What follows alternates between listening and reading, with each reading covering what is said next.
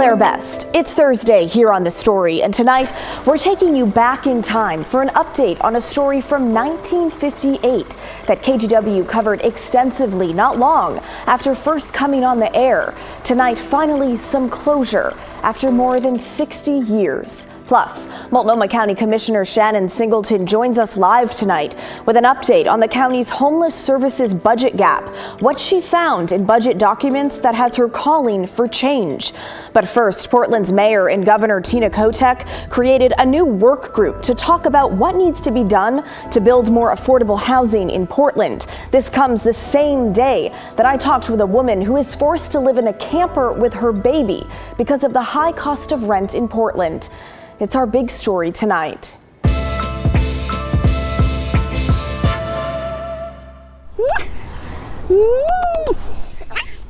For nearly a year, Desiree Bradley has been staying with her 9-month-old daughter in this camper outside a North Portland home. We were living in our camper trailer for a while, and then we had her, and then we were able to move into the driveway. The woman who owned the home let Desiree park there for free, but that woman died this past winter. The sons decided, they were the ones that inherited, they decided they're going to be selling.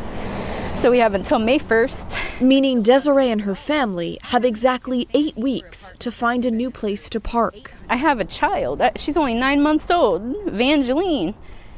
Just to be parked on the side of the road, like, who knows what might happen. Last night, the tires of the truck they used to pull the camper were slashed. The second time that's happened this month. The safety of my family is at risk. Desiree manages a marijuana dispensary, making less than $50,000 a year. And bump. Not enough, she says, to afford rent and bills for her family of 3. I've contacted a number of places already, and I went through 211, and there's just no housing within my income. I don't know what else to do that I can afford. Well, good morning, everyone. Thank you for joining us. This morning inside City Hall, Governor Tina Kotek and Mayor Keith Wilson brought together a new work group meant to increase affordable housing and remove barriers to housing production in Portland to help families just like Desiree's.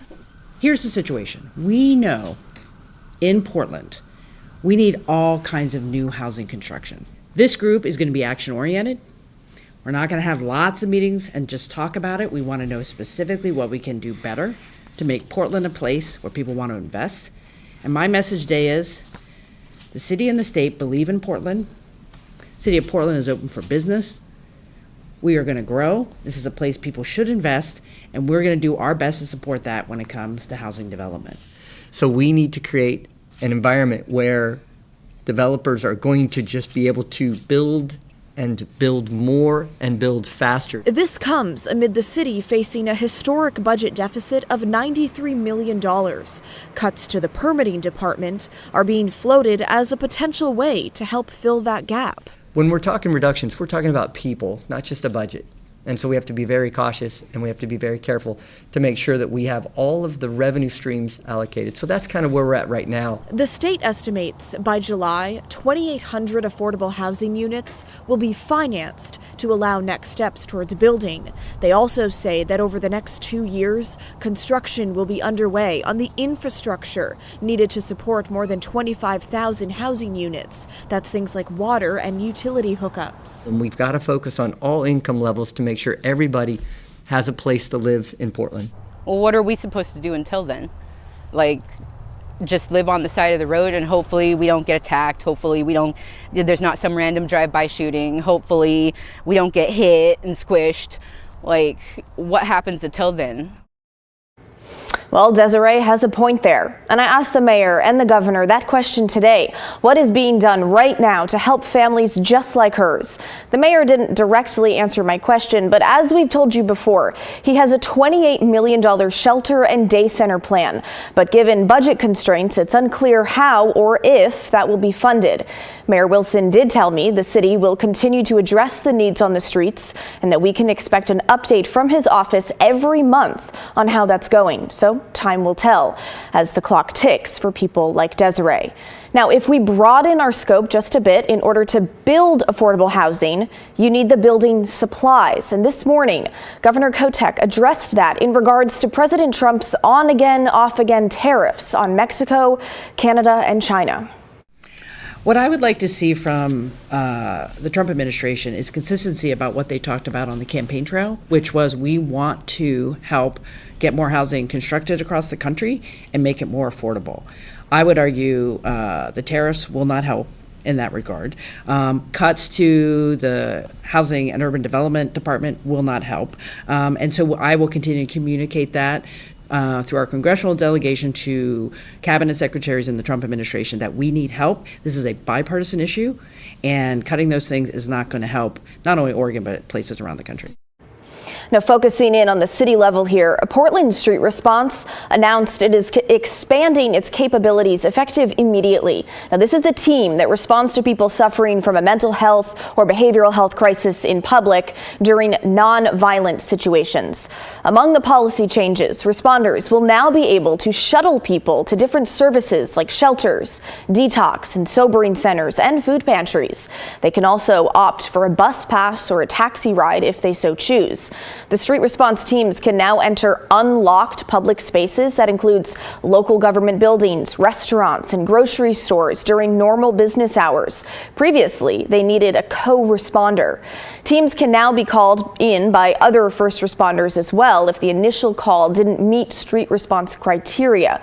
Overall, this means they will be able to respond to more calls in more locations and give people more options to connect to services. Now to Multnomah County and our continuing coverage on the homeless services budget crisis. If you haven't seen any of our coverage over the past week and a half, where have you been? Here's a quick refresher. This all started when County Chair Jessica Vega Peterson made a shocking announcement that the Homeless Services Department had a budget cap of more than $100 million. She blamed lower than expected revenue from Metro's Supportive Housing Services Tax, or SHS dollars. So she asked the state, Metro, and neighboring counties for tens of millions of dollars to help close that gap. But instead of forking over the money, leaders, including Governor Kotek, wondered how that could happen. A few days later, it was revealed more than $30 million of that deficit was actually money meant to be sent to reserves, like a rainy day fund. That will likely not happen now, meaning the gap is closer to $70 million. Still, no small amount. But this week, another Multnomah County commissioner says she has a plan to trim that gap even further, from $70 million down to about $48 million. Shannon Singleton spent this past weekend poring over budget request documents from each department in Multnomah County. Those documents were made public Friday. She says she found $22 million SHS dollars requested by 6 departments other than homeless services. Here are the 3 largest requests for that money outside of homeless services. More than $12.6 million for the health department, $6.6 million for the county human services department, and more than $2 million for the community justice department. So joining us now live is Commissioner Shannon Singleton to talk about what she found. Commissioner Singleton, thanks for coming on the show. Thanks for having me. It's good to see you. All right, let's start sort of broad here. What was your reaction when the county chair announced the more than $100 million shortfall? And did you know that that announcement was coming? I did not know that the announcement was coming in the venue that it did. I knew that the budget transmittal letters would be public on that Friday. And the deficit was surprising. I think as far as it being $104 million, it was a really large deficit. And so I immediately wanted to understand what was underneath that and be able to start unpacking what led to that deficit. How do you think the chair has handled this so far? I think that it's been handled without a lot of collaboration that I would like us to be able to do as a board and as a county commission, as well as with our partners. I heard from a lot of folks at Metro, at the state, at the city that they were surprised. And I think it's really important that we don't surprise our partners as we move through this work, because we all have to be able to work together. Not a lot of collaboration. That's something we often hear coming from the chair's office. All right, let's get into what you found going through the budget documents. 22 million SHS tax dollars going somewhere other than homeless services. Were you surprised with what you found? With some of the investments, so when I was interim director at the Joint Office, we did fund some programs in other departments, but the money stayed in the Joint Office's budget, or now the Homeless Services Department. So I was surprised at the shift in how it was showing up, as well as some of the investments that have been made in some of the departments. So we want to show viewers how that money is broken down in each of these other departments. According to the release from your office, in the health department, millions going to shelter and housing, behavioral health, addiction treatment. It seems like those would be reasonable ways to spend SHS dollars to address homelessness. So why do you think that's not the case? I think that we have to have the conversation in the context of all the investments we're making in shelter and housing. I don't support talking about shelter and housing in the Homeless Services Department over on one side and then talking about health department investments over on another side. We are still, a $38 million deficit is still a large deficit. And so if we're having to make decisions about cutting programs, we should be looking at those programs as a whole. And we may decide as a board to keep some of the investments in the health department, but we can't talk about some shelters on one side and other shelters in a different place. I think we have to talk about them all together so that we can make informed decisions about which investments are showing the best outcomes for the folks that are in the most need. When it comes to human services, these look to be like a lot of administrative costs, but the Multnomah Stability Initiative caught our eye here, nearly $4 million. And that program is described as helping homeless and low-income households become self-sufficient with things like energy and rent assistance and early childhood programs. So my question is, why should SHS dollars not go towards that effort? So again, I don't know. I think we have to make that decision of if they should go to that particular department or if it's a part of our overall investments. If we're having to cut housing services or housing or rent assistance dollars, we can't talk about each program in isolation. And if we talk about Department of Human Services separate from the Homeless Services Department, we could be making decisions that don't make the most sense for the community when we look at the whole continuum. So if your proposal goes through here, the county is still looking at a shortfall of nearly $50 million for homeless services, like you mentioned. So how do you propose to fill that gap? So I think we have to make some tough decisions. I would love if we're able to fill the gap with additional investment. I think we have to continue conversations with our state legislative and partners. And I think we have to really evaluate what's effective. We have goals around shelter beds. I don't want us to be tied to which type of shelter or the name of the shelter. I want us to decide. We may want to have 1,000 beds, for example, but it might be a mix of congregate and hotel and motel or safe rest villages or alternative sites. But we haven't evaluated them to say what has the best outcomes and housing placed outcomes and for whom, so that we can make some intentional decisions. We've really built the shelter system in a patchwork. So everything kind of got built up over time without us saying this is actually what we need and these are the best investments, the best way to spend our dollars to get the outcomes that we're looking for. So I really want to evaluate, and I think you'll see in the press release as well, I call for an assessment of the shelter system where we actually get the data so that we can have an informed conversation. So I want to end tonight with something that Governor Kotek told me today regarding the SHS tax. Let's listen, and I'd love to get your reaction afterwards. Here it is. I will say, I'm focused right now on making sure we can get to the ballot in November for the realignment of the supportive housing services measure, because I think that is the first step. And then at some point in time, the region needs to come back and talk about local money to help build affordable housing.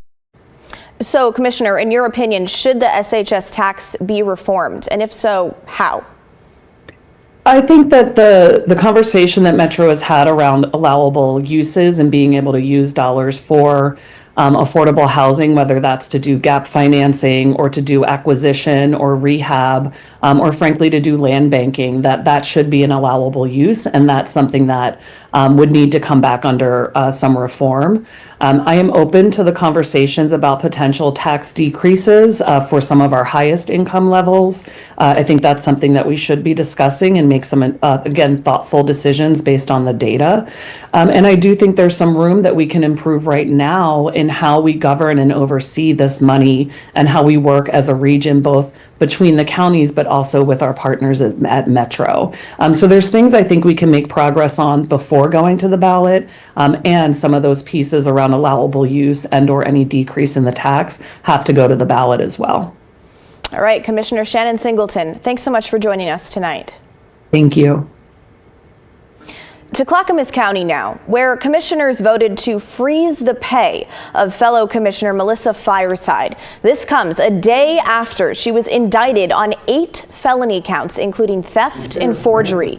Meanwhile, many people demanded she resign today, packing the Board of Commissioners meeting this morning. Fireside is accused of stealing more than $10,000 from an 83-year-old man, forging his signature and the signature of an Oregon Representative, April Dobson, and forging close to $60,000 in promissory notes. While I understand that this commission does not have the ability to remove her, I do believe that you could draft a resolution stating that you are asking for her resignation. And I beg you to do that. Now, because Fireside is an elected official, the rest of the board doesn't have the power to remove her from office. Only a recall election can do that. Fellow Commissioner Ben West calls the charges appalling. He introduced a resolution that would stop Fireside from getting paid while on leave, which was agreed to by the other 2 commissioners in attendance. I find her to be a fraud and hypocrite in many ways. And at the end of the day, now that we know this, my priority is to protect vulnerable populations, the county's interests, and the people we serve every day. And you can't really do that with Melissa Fireside on the dais. I think we're all pretty unanimous in calling in her quick and swift resignation so we can get back to doing county business. Commissioner West says they're looking into ways to restrict Fireside's access to the county building and to her county-issued computer. Well, coming up next on the story, an update on that story from 1958 that KGW covered in its early years, and an update from salvage crews near Hood River about efforts to pull something from the bottom of the Columbia River. Plus, we'll get to some of your thoughts on Oregon Senator Jeff Merkley asking President Trump's nominees for the State Department if the president is a Russian asset. Lots to get to when the story returns.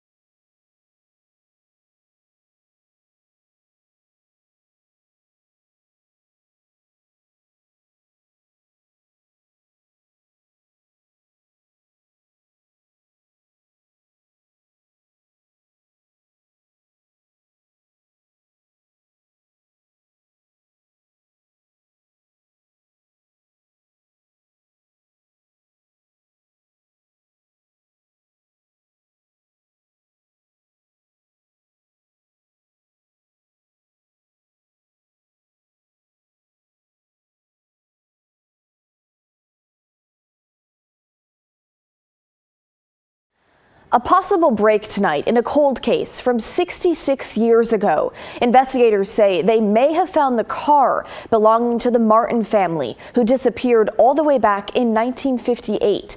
The bodies of two of the daughters were found in the Columbia River a year later in 1959. But the mother, father, and oldest daughter were never seen again. Tonight, crews are working to pull a car out of the Columbia that an amateur investigator says he thinks belongs to the Martins. Celine Stevens is in Cascade Locks following this for us tonight. Celine, bring us up to speed. Have they pulled the car out yet?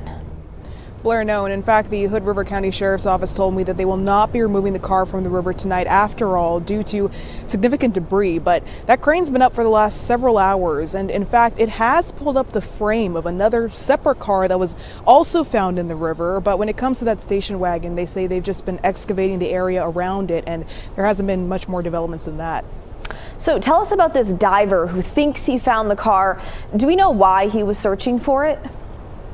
Yeah, he says he just has an interest in things like this. He's done other mysteries before, and he says he likes a challenge. He really started looking into it back in 2018, but it wasn't until the last couple of years that he started to make real progress, even putting his own money into building equipment to try and dig for this car. But now he says he just hopes that this can present as a sort of comfort to any surviving family members after he discovered it late last year, and now here authorities are digging for it too. All right, we will keep following this. Celine Stevens, thanks so much.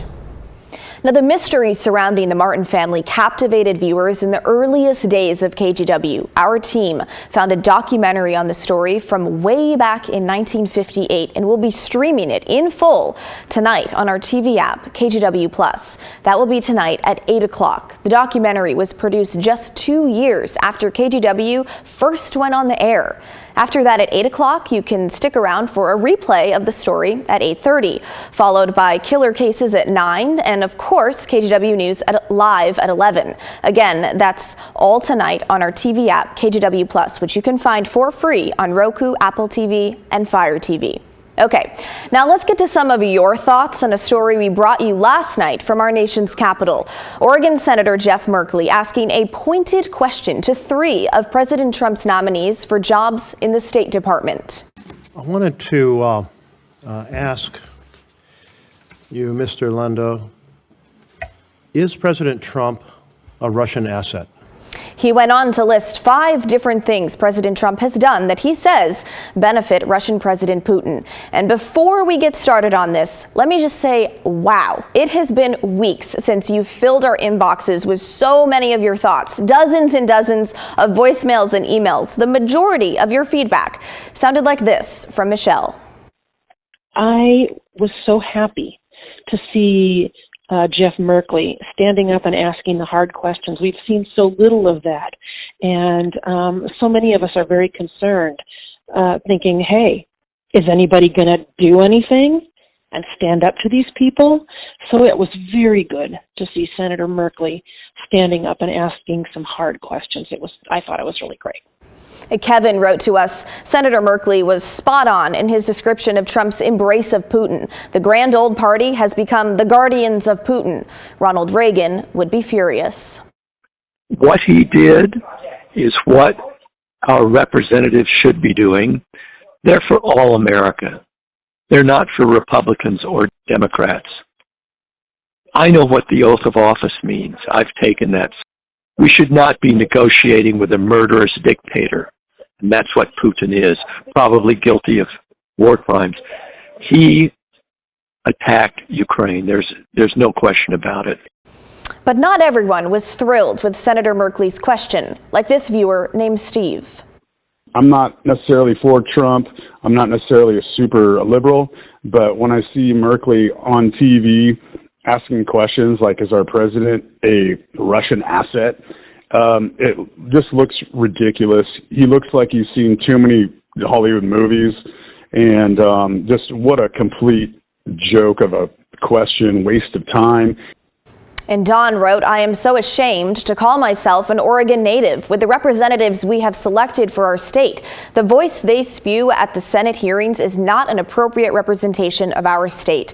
Our state has always been controversial, but the sheer disrespect for half the population's view in Oregon is disgusting and disappointing. Well, thanks for everyone for your responses. We really do read all the emails and listen to all the voicemails, no matter how long it takes us. And we appreciate you sharing your thoughts. Keep it here. We're back right after this.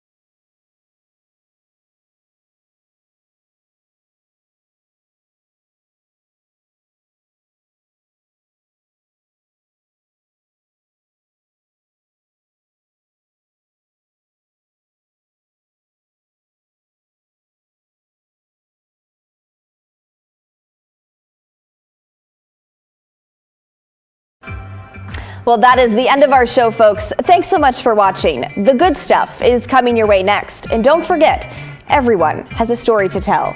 In the meantime, have a great Thursday night, and I'll see you right back here tomorrow night at 6:30.